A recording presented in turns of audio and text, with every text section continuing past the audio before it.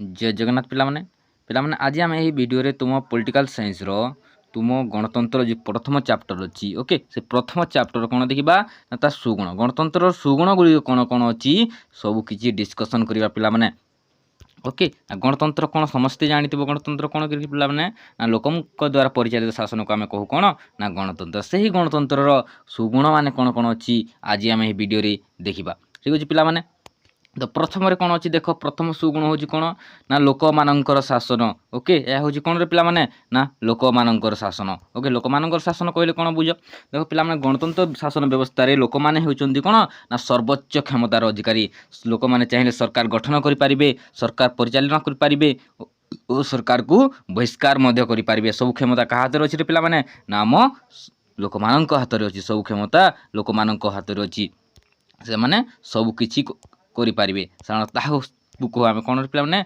लोक मान शासन बोली ओके ताकू कह आम कौन ना लोक मानकर शासन ओके ये शासन व्यवस्था लोक मान द्वारा ही परिचालित होता है यह लोक मान राजनीतिक कार्यकलाप अंशग्रहण कर सुजोग प्रदान करता है पिलामाने ओके यह द्वारा से माने निज इच्छा अनुसार सरकार गठन करने सहित सरकार को भांगार क्षमता उपभोग करते ठीक अच्छे पिलामाने समस्त बुझीपार नेक्स्ट देखीदे ना कौन अच्छी ना राजनीतिक समानता ओके राजनीतिक समान देख राजनीतिक समानता ओके पिला माने तो राजनीतिक समानता क्या कहुए पिला माने राजनीतिक क्षेत्र में ओके जाति धर्म वर्ण लिंग निर्विशेष समस्त व्यक्ति को समस्त नागरिक को समान सुविधा सुजोग प्रदान करने को कह आम कौन पे ना राजनीतिक समानता अर्थात कौन ना राजनीतिक क्षेत्र में जो आम निर्वाचन होके जो निर्वाचन हो समस्ते प्रतिद्वंदिता करें तुम उच्च जाति हो नीच जाति हो ओके पुरुष हो नारी हो समस्त व्यक्ति कौन पे ना अंशग्रहण करें से धनी व्यक्ति हो गरीब व्यक्ति हो शिक्षित व्यक्ति हो कि अशिक्षित व्यक्ति हो समस्त व्यक्ति अंशग्रहण करें समस्त समान सुविधा सुजोग अच्छी साधारण ताकू कहू आम कौन ना राजनीतिक समानता साधारणतः आम कहू कौन पे ना राजनीतिक समानता बोली कहुए ठीक अच्छे पिला तो नेक्स्ट देखीदे ना नेक्स्ट कौन अच्छी ना गोटे तुम बेज अच्छी पिला देख संपूर्ण मागण तुमको कौन सी पैसा देवाक पड़ोनी ओके प्रथम रु शेष पर्यंत ओके तुम फ्री रे क्लास कर ओके मुख्य सुविधा गुड़ी कौन कौन अच्छी देख okay daily exam preparation live classes okay तुम प्रतिदिन 2टी लेखाएं क्लासेस कर पिला माने ता सहित कौन ना टॉपर्स नोट ओके जो तुम हैंड राइटिंग नोट मिल पे कौन टेस्ट पेपर कौन गाइड तुमको नोट दिखाई ओके तुमको हैंड राइटिंग नोट मिल ता सहित कौन ना topic wise question answer PDF okay यहाँ तुमको हैंड राइटिंग हाथ लेखा सब मिल पे ओके सब किसी तुमको हाथ लेखा मिल ओके ये सब तुम सुविधा अच्छी जदि तुमको ग्रुप रे जॉइन करिवार अच्छी क्लास करिवार अच्छी तो यही नंबर रे तुम कॉल किंबा व्हाट्सएप रे मेसेज करि परिबो ओके व्हाट्सएप रे किंबा कॉल रे तुम मेसेज करि परिबो और जॉइन होई परिबो ठीक अछि पिला माने तो नेक्स्ट पॉइंट देखिए ना कौन अच्छी ना दक्ष दृढ़ और प्रगतिशील सरकार 3 नंबर पॉइंट कौन अच्छी पिला माने गो नंबर पॉइंट कौन अच्छी दक्ष दृढ़ और प्रगतिशील सरकार देख पिला माने ना कौन हुए ना यही शासन व्यवस्था रे ओके यही शासन व्यवस्था रे लोक माने ही सेमानकर प्रतिनिधि मानक निर्वाचित करुथिबारु सेमाने दायित्व अनुसार प्रतिनिधि मानक निर्वाचित करती देख पिला माने हम गणतंत्र व्यवस्था रे कौन हुए ना आम जनसाधारण कौन करती रे ना से माने निज प्रतिनिधि निजे चयन करती ओके से माने निज प्रतिनिधि निजे चयन करती आ गोटे दक्ष व्यक्ति को चयन करते ओके से माने भोट दे कौन करेंगे ना जो प्रतिनिधि को चयन करेंगे आ प्रतिनिधि केमिति चयन करेंगे गोटे दक्ष प्रतिनिधि को चयन करेंगे जे कि तांको अंचल को डेभलप करि पारिबो ओके विकसित करें से गोटे दक्ष सरकार चयन करेंगे गोटे दृढ़ सरकार चयन करेंगे जद्वारा कौन हम दृढ़ सरकार चयन कर दक्ष सरकार चयन हेल्ले कौन हम पे जद्वारा राज्यर देशर आर्थिक प्रगति हो पार ओके जदि आम गोटे स्ट्रंग सरकार चयन करवा गोटे शिक्षित सरकार चयन करवा कौन हम पे नाम राज्यर उन्नति पार देशर उन्नति आर्थिक उन्नति हो पार तेणुक कौन ना गणतंत्र शासन व्यवस्था द्वारा दक्ष दृढ़ और प्रगतिशील सरकार गठित होता है ओके जदि गोटे दृढ़ दक्ष आम सरकार गठन करा कौन हो पे ना प्रगति हो पार ओके गोटे प्रगति हो पार निज अंचल प्रगति हो पार ठीक अच्छे नेक्स्ट कौन अच्छी देख पे घ नंबर राजनीतिक शिक्षा प्रदान ओके राजनीतिक शिक्षा प्रदान कहले कौन बुझा देख ना गणतंत्र ବ୍ୟକ୍ତିକୁ ରାଜନୈତିକ ଶିକ୍ଷା ଲାଭ କରିବାର ସୁଯୋଗ ପ୍ରଦାନ କରିଥାଏ। କିପରି ପ୍ରଦାନ କରିଥାଏ ପିଲାମାନେ?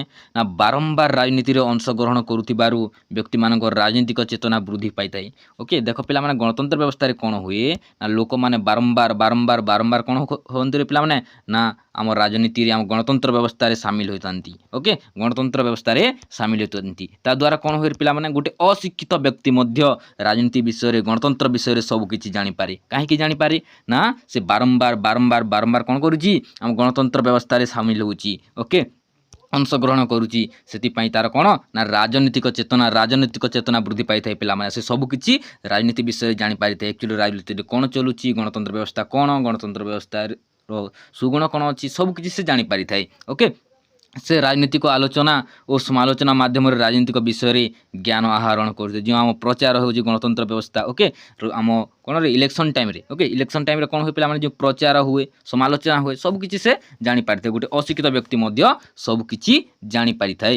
ଓକେ, ଫଳରେ ଲୋକମାନେ ରାଜନୈତିକ ଶିକ୍ଷା ଲାଭ ପାଇଁ ଜଣେ ସୁନାଗରିକ ଭାବରେ ନିଜକୁ ଗଢ଼ି ତୋଳିଥାନ୍ତି। ଓକେ, ସେମାନେ ପଢ଼ିନଥିଲେ ମଧ୍ୟ କୌଣସି ଜାଣିନଥିଲେ ମଧ୍ୟ ସେମାନେ କ'ଣ ପିଲାମାନେ ଗୋଟେ ସୁନାଗରିକ ହୋଇପାରିଥାନ୍ତି। ସେମାନେ ଆମ ରାଜନୈତିକ ଶିକ୍ଷା ଲାଭ କରିଥାନ୍ତି। କାରଣ ତାହାକୁ କ'ଣ ପିଲାମାନେ ଆମେ ରାଜନୈତିକ ଶିକ୍ଷା ପ୍ରଦାନ ବୋଲି ଆମ ଗଣତନ୍ତ୍ର କ'ଣ କରିଥାଏ? ନା ଆମ ବ୍ୟକ୍ତିମାନଙ୍କୁ ରାଜନୈତିକ ଶିକ୍ଷା ପ୍ରଦାନ କରିଥାଏ।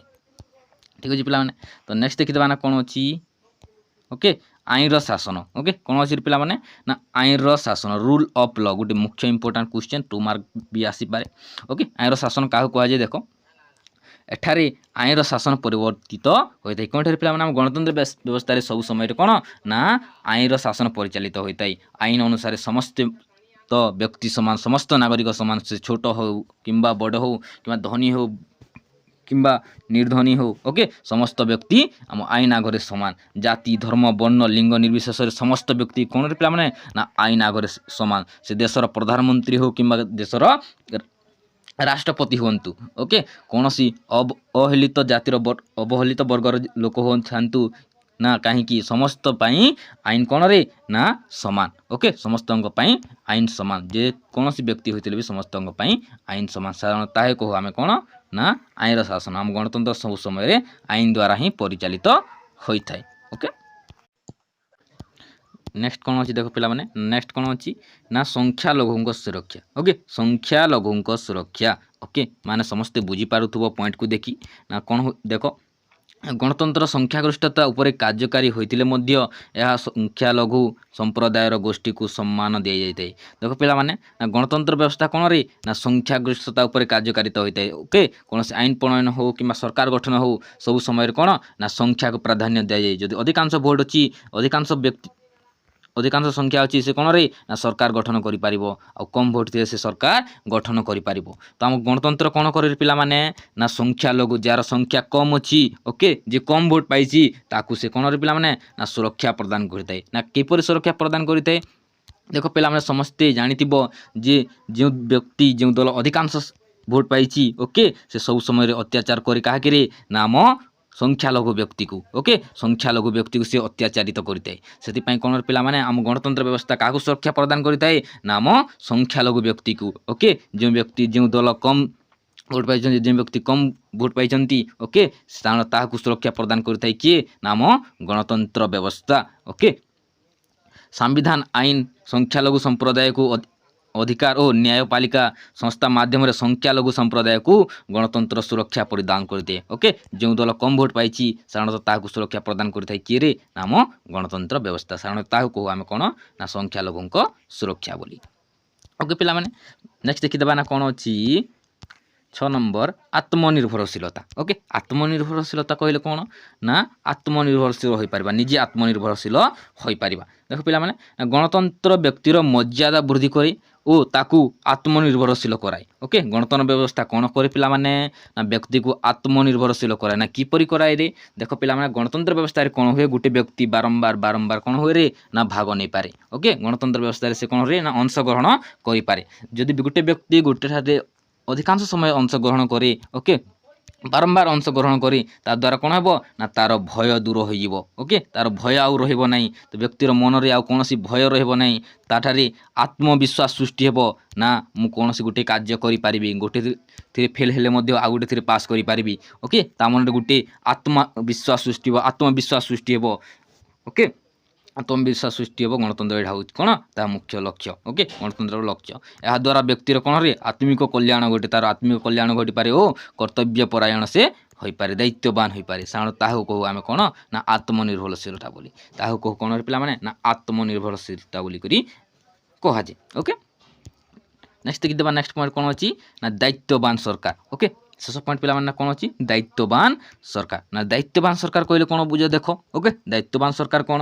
ଓକେ, ଗଣତାନ୍ତ୍ରିକ ସରକାର ନିଜ ଇଚ୍ଛା ଅନୁସାରେ ମନମୁଖୀ ଶାସନ କରିପାରିବେ ନାହିଁ। ଦେଖ, ସମସ୍ତେ ଜାଣିଥିବ ଗୋଟେ ସରକାର ମନମୁଖୀ ଶାସନ କରିପାରିବେ ନାହିଁ। ତାଙ୍କ ମନରେ ଯାହା ଅଛି ସେ ତାହା ହିସାବରେ ସେ କ'ଣରେ ଶାସନ କରିପାରିବେ ନାହିଁ, ମନମୁଖୀ ଶାସନ କରିପାରିବେ ନାହିଁ।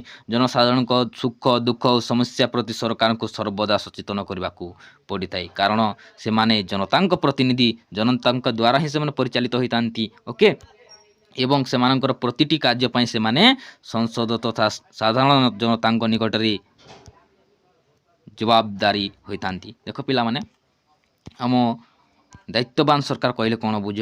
ଓକେ, ଦାୟିତ୍ୱବାନ ସରକାର କହିଲେ କ'ଣ ଦାୟିତ୍ୱବାନ। ଓକେ, ସରକାର ସବୁ ସମୟରେ କ'ଣରେ ନା ଜନସାଧାରଣଙ୍କ ମଙ୍ଗଳ ପାଇଁ କାର୍ଯ୍ୟ କରିଥାନ୍ତି। କେବେ ବି ନିଜ ମନମୁଖୀ କୌଣସି ଶାସନ କାର୍ଯ୍ୟ କରିନଥାନ୍ତି। ଓକେ, ସେ ସବୁ ସମୟରେ କ'ଣ ଗୋଟେ ଦାୟିତ୍ୱ ତୁଲାଉଛନ୍ତି। ଦାୟିତ୍ୱ କ'ଣ ତୁଲାଉଛନ୍ତି ନା କିପରି ଭାବରେ ଜନସାଧାରଣ ମାନେ ଭଲରେ ରହିପାରିବେ, ତାଙ୍କର କିପରି ଅଧିକାଂଶ ମଙ୍ଗଳ ହୋଇପାରିବ, ସେଟାକୁ ସେ ଦାୟିତ୍ୱ ତୁଲୁଥାନ୍ତି। ସେଥିପାଇଁ ଏଟାକୁ କୁହାଯାଉଛି କ'ଣ ପିଲାମାନେ ନା ଦାୟିତ୍ୱବାନ ସରକାର। ଓକେ, ଏହା ଥିଲା କ'ଣ ପିଲାମାନେ ତୁମ ଗଣତନ୍ତ୍ରର ସୁଗୁଣ। ନେକ୍ସଟ ଭିଡ଼ିଓରେ ତୁମ ଗଣତନ୍ତ୍ରର ଦୁର୍ଗୁଣ ସବୁ ଦେଖିବା। ନା କ'ଣ କ'ଣ ତୁମ ଦୁର୍ଗୁଣ ଅଛି ନେକ୍ସଟ ଭିଡ଼ିଓରେ ଆମେ ଡିସ୍କସନ୍ କରିବା।